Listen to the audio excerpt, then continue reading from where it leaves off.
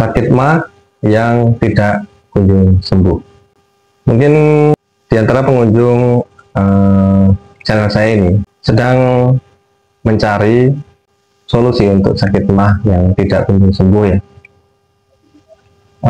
Sakit mah itu ada dua, yaitu sakit mah organik dan sakit mah fungsional. Nah, sakit mah organik sendiri itu adalah sakit mah di mana ada luka di lambung atau di usus.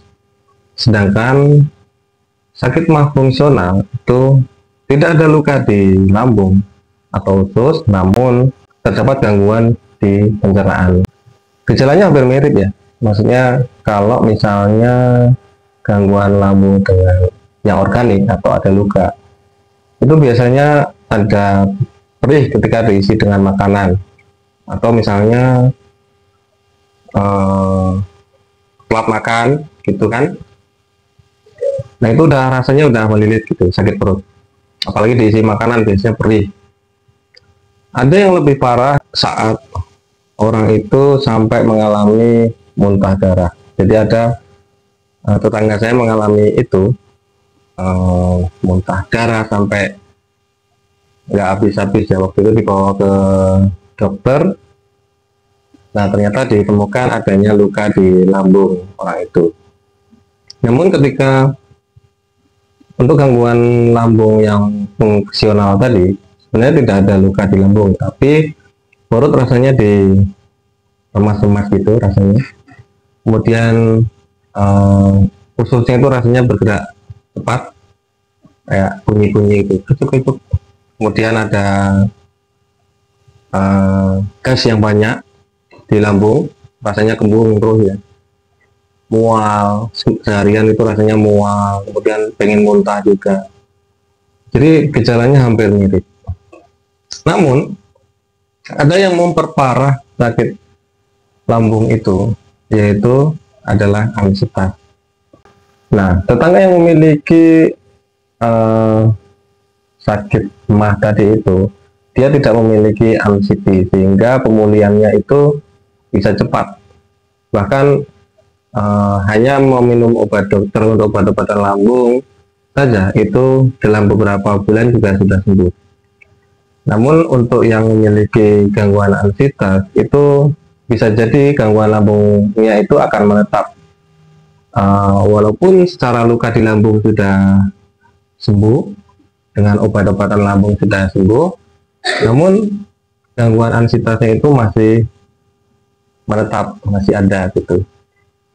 Lalu kok udah diobatin lambung tapi obat-obatan lambung yang bahkan paten pun itu kok masih ada rasa sensasi di lambungnya gitu ya, masih mual, masih muntah, bahkan udah bertahun-tahun harus meminum obat omeprazol, lansoprazol, lambucil, seperti itu.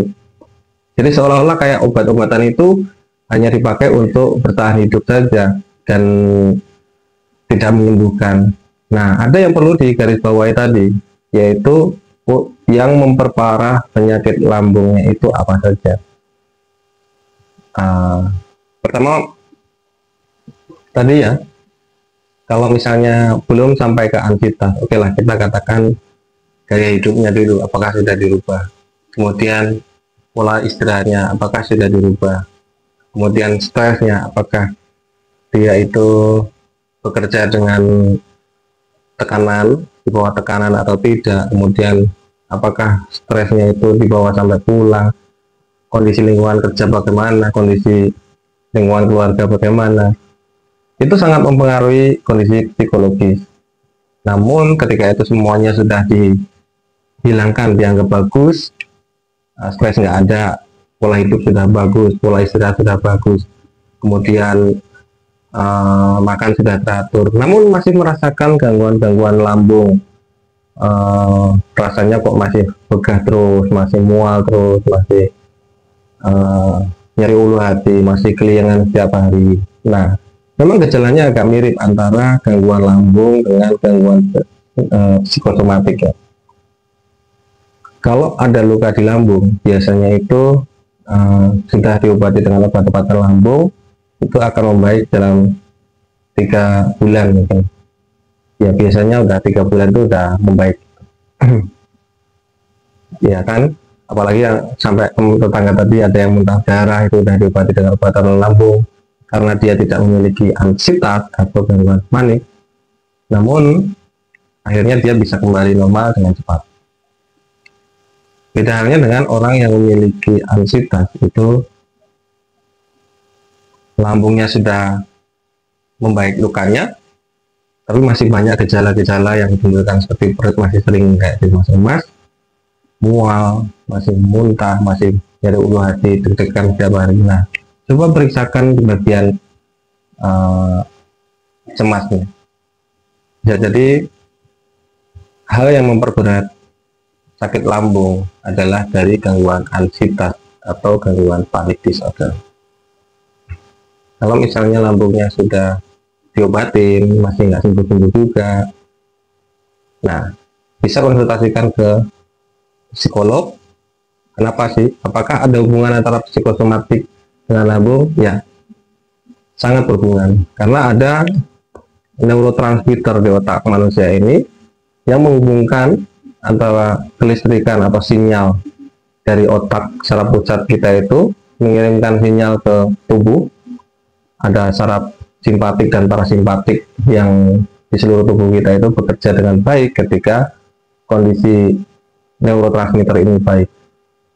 Kalau neurotransmitter ini terganggu, maka banyak sekali sensasi yang dirasakan di tubuh manusia itu sendiri, seperti mual, muntah, gangguan lambung yang sifatnya non-organik atau fungsional. Jadi secara fungsional aja,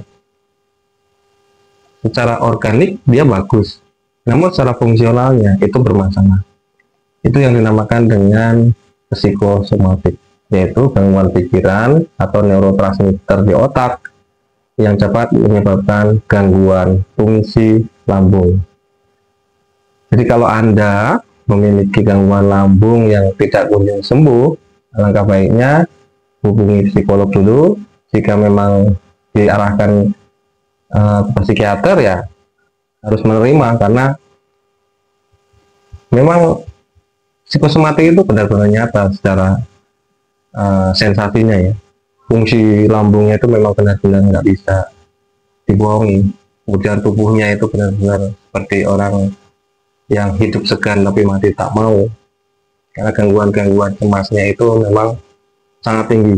Setiap hari, setiap detik, setiap jam itu merasakan cemas yang luar biasa, padahal tidak ada stresor saat itu. Mungkin bagi dokternya udah menyarankan jangan stres, jangan hidup ngoyo gitu, jangan stres, padahal pasien itu sendiri nggak merasa stres gitu, karena ya bisa jadi stresnya sudah diadaptasi secara bertahun-tahun.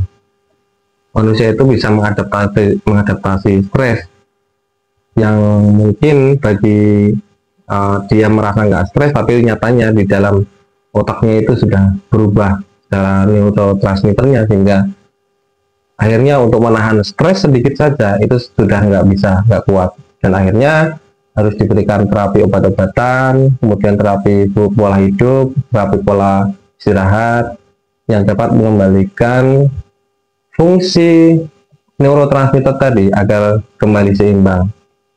Nah, neurotransmitter itu apa sih? Itu berupa hormon ya, kepala seperti serotonin, dopamin, GABA. Nah, itu fungsinya yang tadi itu. Kalau misalnya serotonin itu mengatur kebahagiaan, dopamin juga mengatur kebahagiaan, mood, seperti itu.